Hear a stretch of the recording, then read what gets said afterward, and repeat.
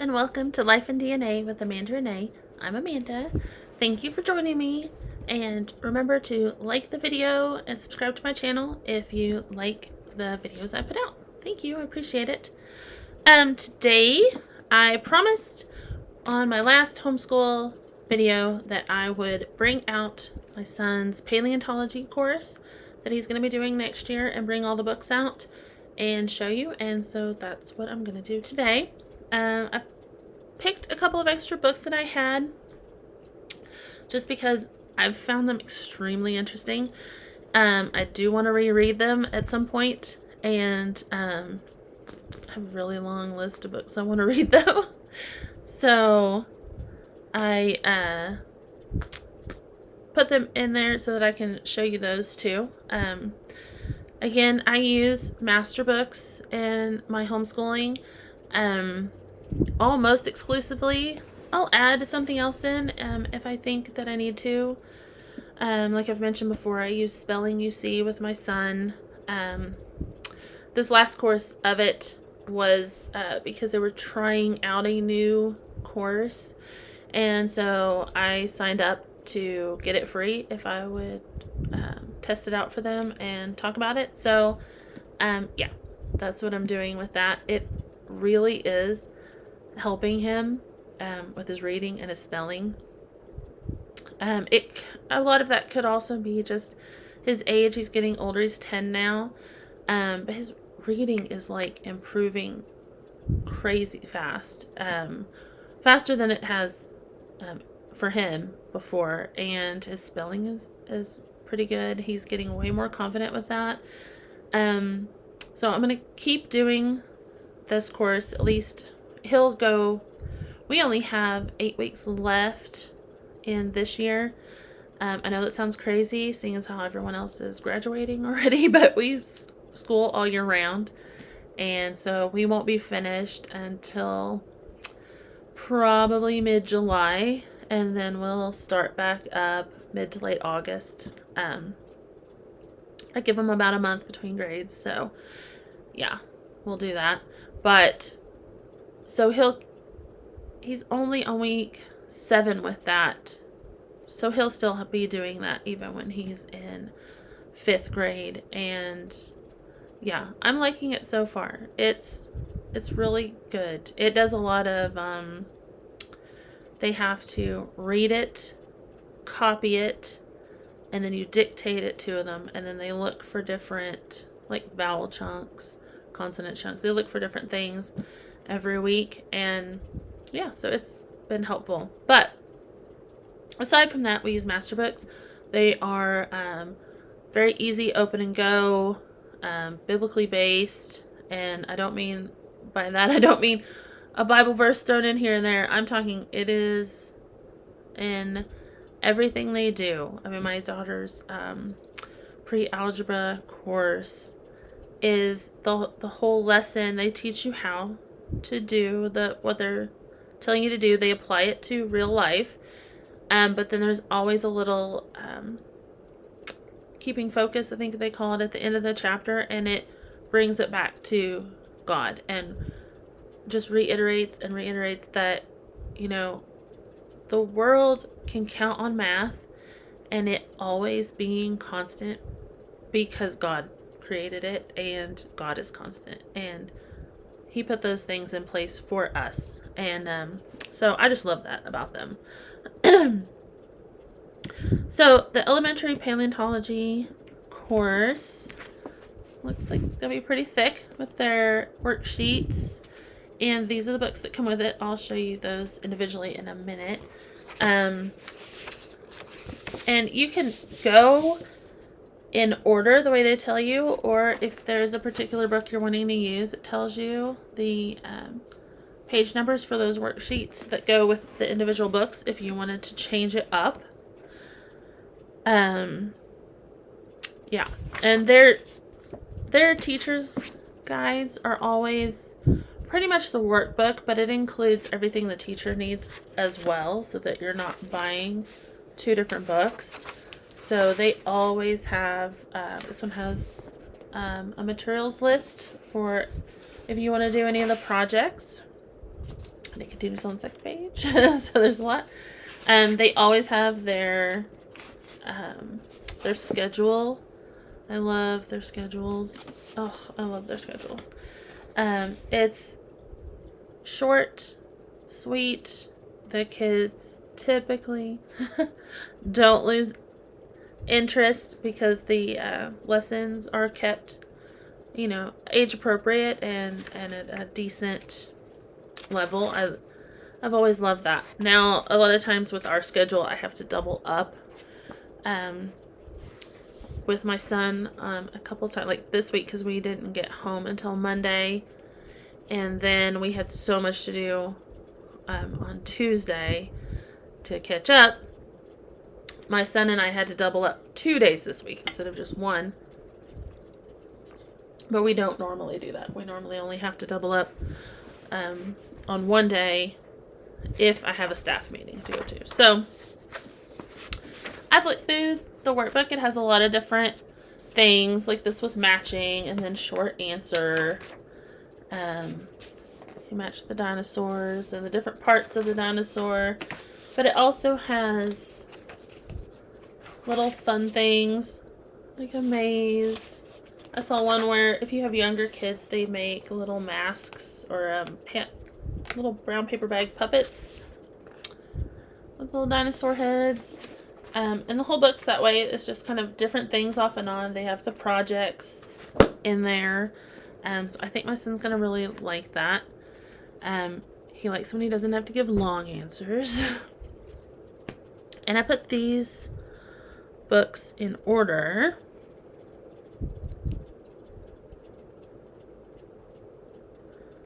So you know the order that they're going in. And they have Dinosaurs for Kids by Ken Ham. Love Ken Ham. Oh gosh, if I could move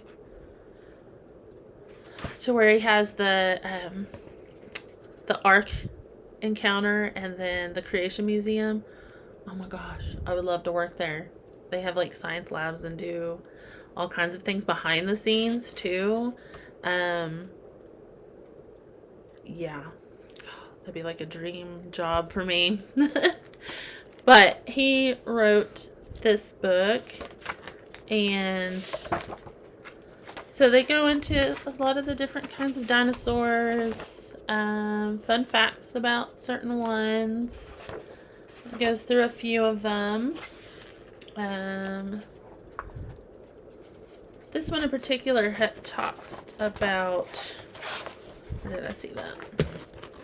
It goes through a path of how they were formed. At first they were fearless, and then the fallen world, the flood, faded because things became extinct, found when everyone started discovering the fossils, and then fiction when it goes into debunking evolution. And I love that about master books. Ken Ham, a lot of their books tie into Answers in Genesis, but a creationist worldview, it's really counterculture. I hate that. Every single TV program, every single science book outside of Christian circles, and sometimes even in certain Christian circles, promote the millions of years and promote the evolution worldview. And honestly, if you actually look at the evidence and not just the biased, here's what did happen. My daughter's learning a lot of this in her logic course. And if you study logic and then you go and listen to anybody talking about evolution, you will see that they are using a lot of fallacious arguments in there. It's a lot of, well, I'm just going to say that you're stupid because you believe in creation, versus having any evidence to back up evolution. So I love that Master Books is big on that. I mean, they are very, very, very big on on that, because creation worldview is a biblical worldview, because that is what the Bible says. And while I'm not going to debate that on my channel, that is what I believe. And a lot of their master books is learning why we believe that. I mean, I have learned so much just helping my kids and learning with my kids, that it's increased my faith in that and cemented it even more than it was before. Before, I believed just because I'm a Christian. I believe the Bible. I read it. I believe it. There you go. But now I know why I believe it, and it's great. But anyway, back to the books. This one is Dinosaurs of Eden. So talking about what dinosaurs were like before the fall, and going into like 7 days and talking about in the Bible, the term dinosaur wasn't coined, I think, until 1800s. And so before that, they called them other names, and a lot of the time it was dragon. And Master Books actually has quite a few books. I should have pulled the other one. They have a book all on dragons and where some of the lore kind of came from, and what animals, what dinosaurs people may have been referring to when they talked about specific types of dragons. But it goes into like the flying dinosaurs, the aquatic dinosaurs. Yeah, it talks about a lot of different ones. I love going through courses like this with my kids, because this is all stuff they didn't know when I went to school. So although it makes me feel old, I love it. Then the next one is Dinosaurs by Design. And the thing I love about another thing I love about Master Books is the big colorful books. Like, I love all the great pictures. It shows you where certain dinosaur fossils have been found. Doesn't look like anything's found where I live. I do know mammoths have been found in southwest Oklahoma, though, so that's always nice. Talking about restoring fossils and how they go into that. Dinosaur family life. Size of their brains. What their teeth look like. So yeah, that one goes into a lot of detail there.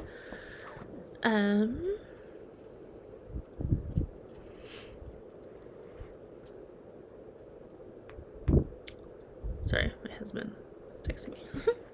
And Dragons of the Deep is next. I actually had this book almost since I started with Master Books. When I first discovered them, I ordered several books up front that they didn't even have the paleontology as a course. They just had some of these books as for sale separate, just for people that were interested in dinosaurs. And then they finally put it all together into an actual course. And so a few of these I already had before he took the course. I just had to order the workbook and a couple other things. This was one, especially we went to a museum in Norman, and they were having a megalodon. No, not megalodon. What's the name of the big shark? The one the Meg is based off of. Anyway, they had an exhibit with that. They had like a replica of it may have been an actual jaw of one. And you stood in it, and they had it open, and you stood in it, and it was still all the way to the ceiling. And I'm pretty tall, and yeah, it was crazy seeing that. So this one talks about some of those. Maybe I'll find it and figure the name out. But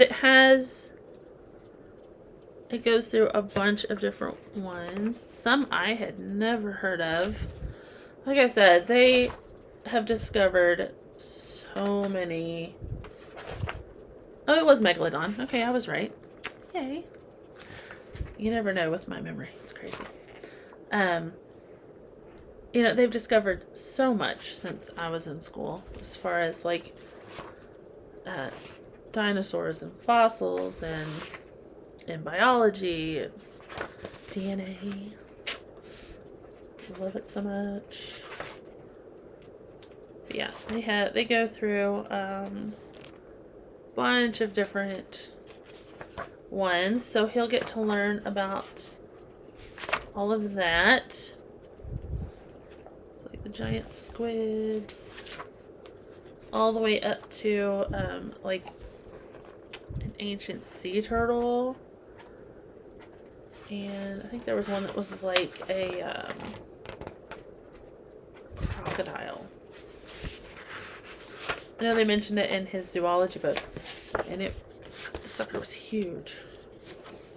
But anyway, that book goes through all of that.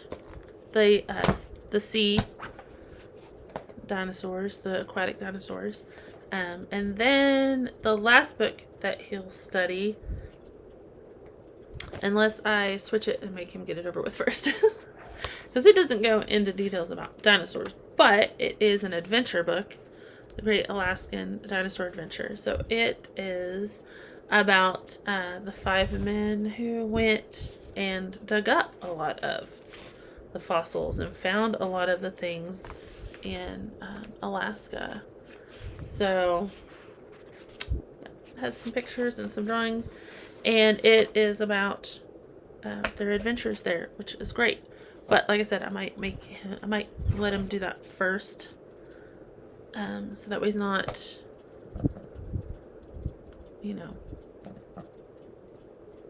give him something to look forward to with the dinosaurs.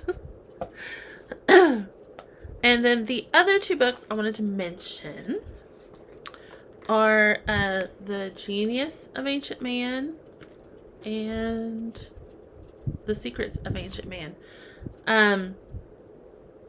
These books were awesome. When they have them, I don't want to give up my copies because I love these books. But when I find them on sale again, I do want to get them for my pastor. He likes to read, and he also likes history.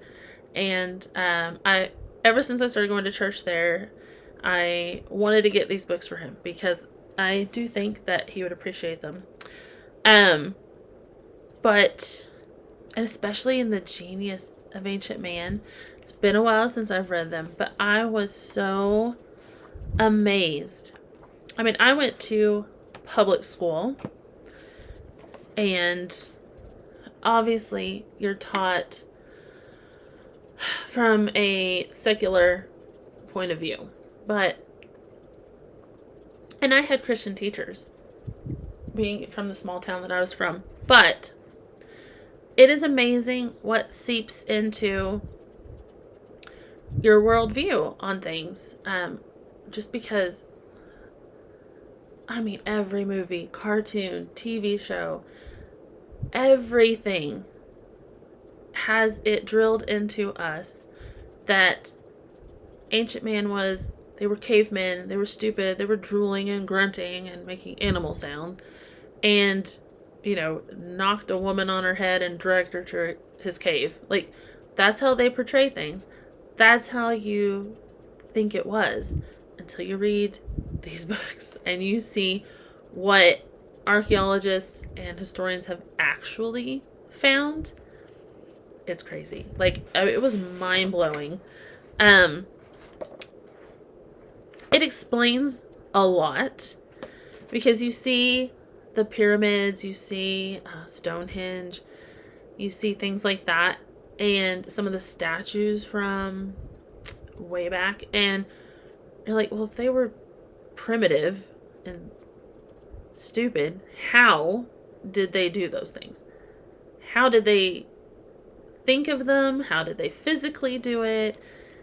And when you read this, you understand, and it makes total sense. Once I read it, I was like, duh. Of course, that makes sense. When God created Adam and Eve, they walked and talked with him, the creator of everything. He had just spoken everything into existence, just created everything, and they got to walk and talk with him. They got to ask him questions. Whereas we ask him questions and we can find answers in the Bible and we can have the Holy Spirit, but like, they got to just walk with him and ask him questions until they messed up. But how much knowledge do you think Adam had? And Adam and Eve lived in a perfect environment. They were created perfectly. They didn't have mutations and messes up in their, things messed up in their DNA. They had perfection. And I think it may even talk about that. Like, how much of their brain did they use? We are the stupid ones. In comparison, we are the downgraded ones. Yes, you went in history. There was the Dark Ages and time periods like that where things got lost. And Pompeii, civilizations got totally wiped out and totally lost. And then things had to rebuild. So we know more and can do more than people a few hundred years ago. But you go back the 6,000 years that, according to the biblical timeline, if you go back to that, they knew way more. I mean, Noah built an ark. He knew how to build boats. Like, it's crazy. They knew way more than we do. And if you think about it, what they had before the flood, what they could have known and built before the flood, we're never going to see anything from that. The water and everything, the churning and the tectonic plates moving and everything from the flood wiped every bit of evidence out from all of that. So who knows what they had before the flood, but after the flood, the things that they've found from ancient civilizations is way more advanced than we ever thought. They were not. Yes, there were nomads that lived in caves, but that was not the whole picture at all. And so I highly recommend these books, especially if you're interested in history at all. It puts everything in perspective, and it really does make so much sense. I mean, think about the Tower of Babel. Why would God say we need to go down there and confuse their languages? Because if we don't, anything they put their mind to, they're going to be able to accomplish it. And they were trying to build a tower to heaven. I mean, think about it.